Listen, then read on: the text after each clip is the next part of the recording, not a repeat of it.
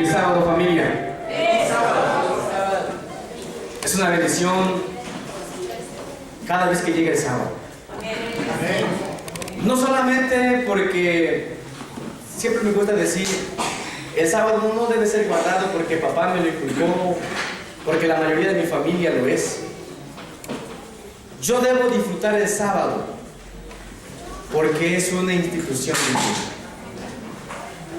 No porque una tradición me lo enseña, sino porque su palabra lo dice. Hoy es un día muy especial. Especial porque es día sábado. Y especial para el pueblo adventista porque dentro de muchas cosas que nos distinguen de otras congregaciones, de otros hermanos, está lo que nosotros conocemos como rito de humildad y cena del Señor. No es más que la continuidad. No era algo nuevo. Era la continuidad de algo que se venía haciendo desde alrededor del año 1445 a.C.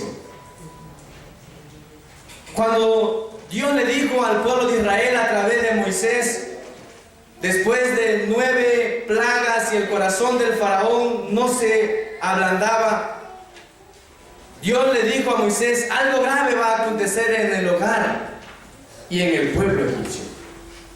Y Dios mandó al pueblo de Israel a que ese día comiesen panes sin levadura, que comiesen hierbas amargas, recordando la esclavitud, lo terrible y lo duro que habían sido aproximadamente 430 años en la tierra de Egipto.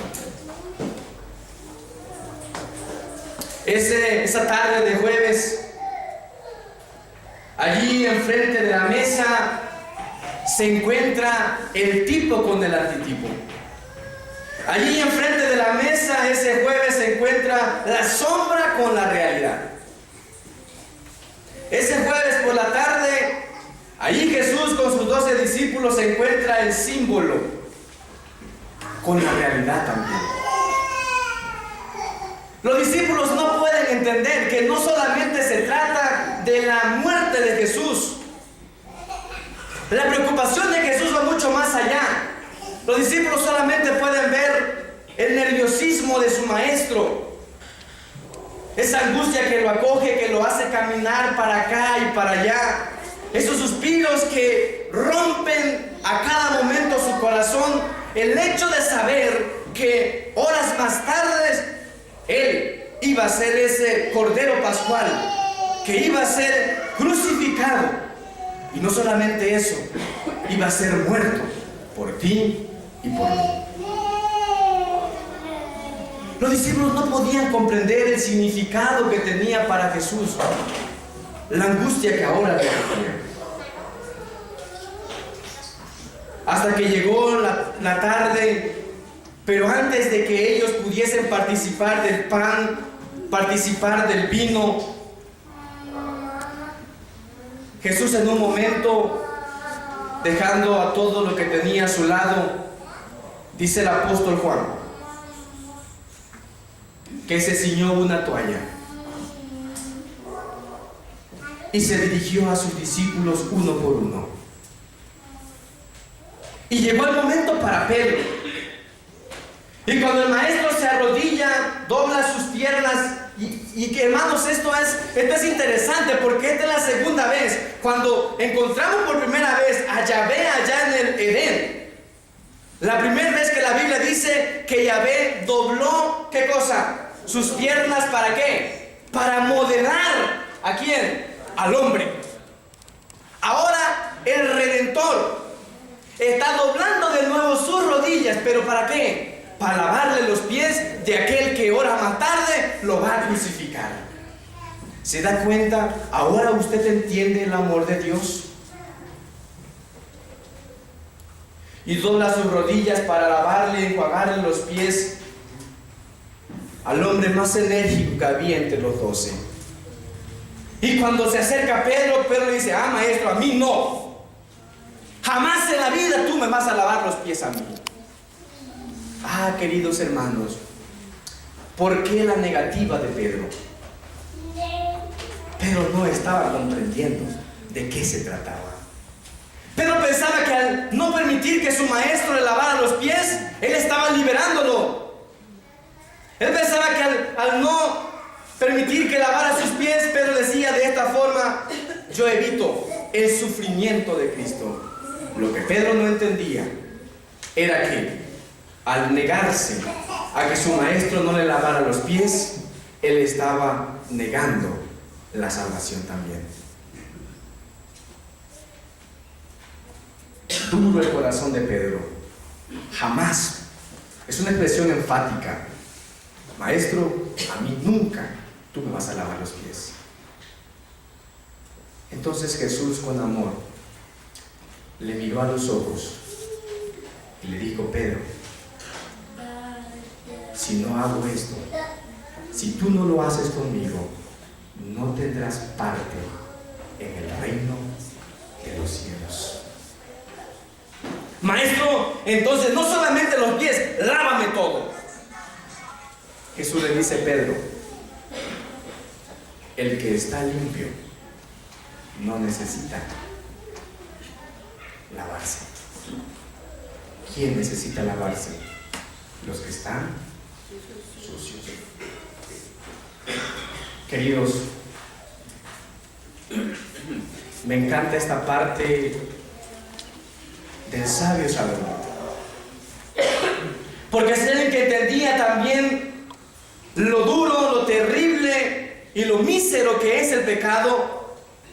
Es un hombre llamado David, y él escribe en el libro de Proverbios. Vamos a buscar todos allí, vamos a abrir nuestras Biblias, a encenderlas. Si alguna la trae de forma digital, apague datos para que no se conecte con el mundo, y vamos a conectarnos con Dios. Libro de Proverbios, capítulo 28, versículo 13. Porque necesitamos entender nosotros lo que realmente somos, porque muchas veces nosotros vivimos la vida y la historia de Pedro en nuestras vidas.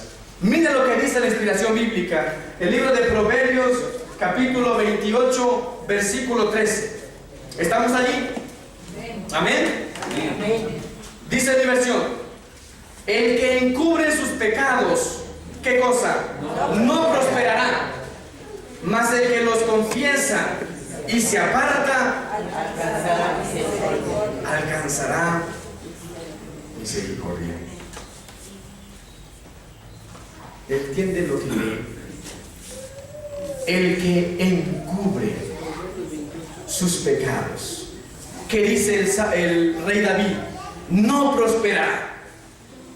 ¿Qué significa encubrir? Para eso tenemos nosotros que entender el idioma en el que fue escrito. Encubrir significa ¿qué cosa? Tapar, cubrir, algo que a la vista humana puede ser descubierto. Ahora, ¿pero qué es lo que el hombre encubre? El sabio Salomón dice: el que encubre sus pecados, ¿qué cosa? No prosperará. El que encubre ¿qué? Sus pecados. Si buscamos definiciones para pecado, existen solamente dos. Palabras, muchas, pero dos definiciones para pecado. Existen pecados que el pueblo de Israel se le conocía como pecados de hierro, o pecados, se le conocía también a esta palabra hatá, pecados por ignorancia, pecados que se cometen sin querer. Pero existen pecados que se le conocen pecados peshá, o pecados de rebeldía. Sabes que no debes hacerlo, pero aún así se cometen.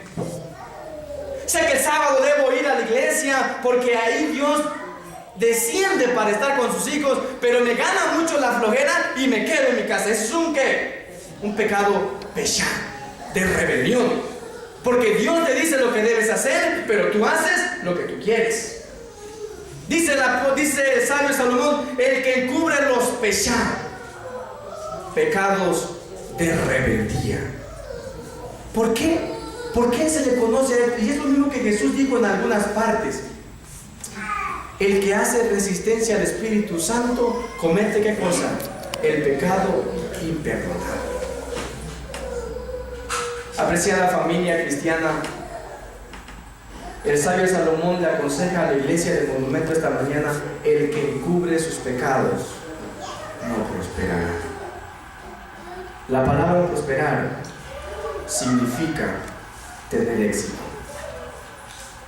Y es por eso que muchas veces nosotros vivimos vidas vacías. Venimos a la iglesia y regresamos de este lugar de la misma forma como llegamos. El mensaje de la palabra de Dios, el mensaje de los himnos, no nos llena.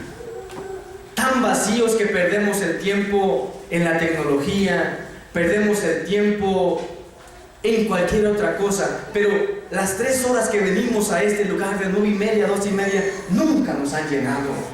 ¿Sabe usted por qué?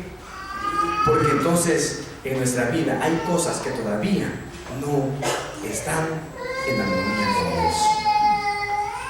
Y usted mire una gran lista de personas. Mire la vida de Eva. Continuamos en la fila, mire la vida de Caín. Si continuamos en la lista, mire la vida del rey David. Y si continuamos, la vida del rey Salomón. Si continuamos, la vida de Acán. Personas que nunca obtuvieron el éxito mientras sus vidas estaban ¿en qué? En pecado. De hecho, muchas veces la iglesia no crece por culpa de uno solo. Acán. Dios le dijo al pueblo de Israel: nadie toque. Es cosa anatema. Es un lugar, en otras palabras, perdón la expresión, un lugar maldito. No toquen. Pero ¿qué hizo? ¿Qué hizo Acán? Movido por la codicia, vio entre los despojos, hermanos, vio entre los despojos. Muchas veces nosotros vendemos y criticamos a Esaú. Vendió su primogenitura, ¿por qué? Por un plato de comida. Acán vendió su salvación, vendió su vida. ¿Por qué? Por un pedazo de tela y unos gramos de plata. Y mire su vida, no tuvo éxito. Él, juntamente con su familia, todos fueron apedreados.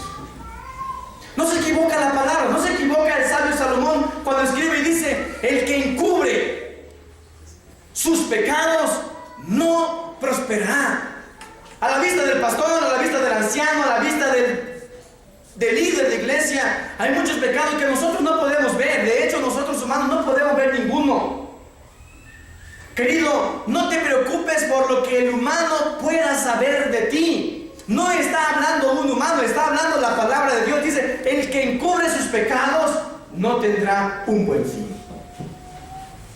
Sin embargo, el énfasis del versículo de esta mañana no está en pecado, no está en encubrir, está en una palabra que está más adelante: mas el que los confiesa y se aparta alcanzará. Este es el énfasis de todo el versículo: alcanzará misericordia. Mas el que los confiesa y se aparta. No hagamos énfasis en tu pecaminosidad. Tú y yo somos pecadores y lo seremos hasta que Cristo venga, hasta que esto mortal sea vestido de inmortalidad y esto corrupto de incorrupción. Ahora, ¿de qué sirvió entonces la muerte de Cristo si seguiremos siendo pecadores? Tú puedes ser un gran pecador. Yo puedo ser un gran pecador. Y si hablamos de pecado, no existe calidad de pecado. No existe cantidad de pecado.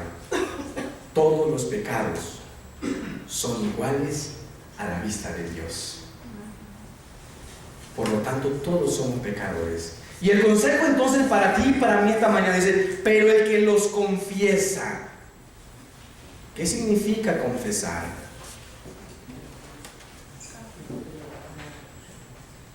Ahora, la pregunta más importante es, y es aquí donde muchas veces luchamos, ¿a quién debo confesárselos? ¿A un humano? ¿A un ser falible como yo, también pecador? Los pecados, queridos, deben confesársele únicamente a Dios. Dice Primera de Juan 1:9, y no lo estoy diciendo yo. Primera de Juan 1:9 dice, si confesamos nuestros pecados, Dios es fiel y justo para limpiarnos de toda nuestra maldad. Mas el que lo confiesa y se aparta, no es solamente confesar. Señor, pequé esta mañana, vi, codicié, toqué, pero mañana lo vuelve a hacer. Dice, el que lo confiesa y se aparta.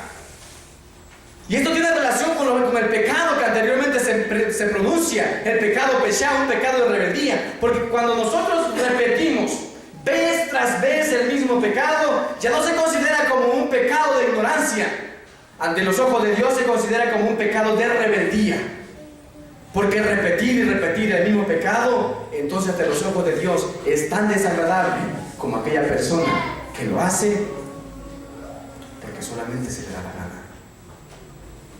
Por eso el consejo del sabio Salomón es confesarlos ante Dios, ante ningún hombre. Dijo el apóstol Pablo en el libro de Hechos capítulo 4 versículo 12, porque en ningún otro hay salvación. Porque no hay otro nombre debajo del cielo dado a los hombres en el que nosotros podamos ser salvos. Es Cristo Jesús el único que puede salvarte. Y es Cristo Jesús el único que puede perdonarte. Y Él dice, y el que lo confiesa y se aparta, ¿qué cosa? Alcanzará misericordia. ¿Qué significa misericordia? Si usted lee y busca un diccionario Strong, la palabra misericordia significa mimar, amar, querer. Aquel que se confiesa ante Dios, aquel que se aparta de sus pecados, en otras palabras dice, obtiene el amor y es querido. ¿Por quién? Por su Padre. Querida familia, Pedro no lograba entender. Detrás de ese hombre enérgico, detrás de ese hombre que día tras día caminaba detrás de su maestro, se escondían muchas cosas que ninguno de los 11 más podía ver, sino únicamente aquel que lo había creado y aquel que había descendido del cielo para venir a redimirlo. Y Jesús sabía de antemano que cuando él doblara sus rodillas, algo iba a ver, la reacción de Pedro iba a ser distinta de los 12, porque en el corazón de Pedro todavía se albergaban muchas cosas. Hacía unos momentos que venían peleando, discutiendo quién sería el más grande en el reino de los cielos. Hacía unas pocas horas que ellos iban caminando y uno de los discípulos le había dicho, una de las mamás había pedido que uno se sentara a su izquierda y el otro a su derecha. Había muchas cosas en sus corazones. Y ahora que el maestro dobla sus rodillas ante él, Pedro no lo entiende. Sin embargo, Jesús en otras palabras le está diciendo, Pedro, el que encubre sus pecados, él le dice, si no hago esto, si no haces esto, no tienes parte conmigo en el reino de los cielos. Hermanos, no es juego, es cuestión de salvación. Hay muchas personas que dicen, de esto únicamente participan los santos. No, de estos emblemas participan los pecadores. Los santos se van a sus hogares porque ya no necesitan de esto. Pero los que sí somos pecadores, necesitamos participar de esto.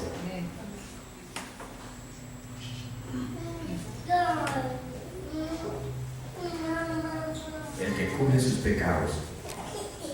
Solo tú conoces tu vida. Hoy es momento de evaluarte tú mismo. Nadie más te va a evaluar. Tú tienes que hacer conciencia de cómo está tu vida. El apóstol Pablo, en el capítulo 11 de su primera carta que le escribe a los Corintios, habla de algunas personas que toman indignamente esto. No participes hoy indignamente. Si tienes alguna querella contra alguien, haz cuentas con esa persona. Antes de Jesús poder participar, antes de quebrar el pan, antes de participar del vino, Jesús reconcilió a sus 12 discípulos. No podían participar de esto con problemas, con discusiones. El corazón, como debía estar, purificado para poder participar. Querido hermano, hermana, amigo, amiga, no encubras más tu pecado. Podrás ocultarlo a la vista de los seres humanos, podrás ocultarlo a la vista de los hombres, pero tu pecado está encubierto, está descubierto, está visible a la vista de Dios. Ya no huyas. Si quieres tener éxito en tu vida cristiana, confiesa y apártate. Esa es la clave. El mismo sabio Salomón dice: el que los confiesa y se aparta alcanzará misericordia. Hoy yo te pregunto: ¿alcanzarás misericordia o te irás con tu pecado encubierto hacia tu hogar?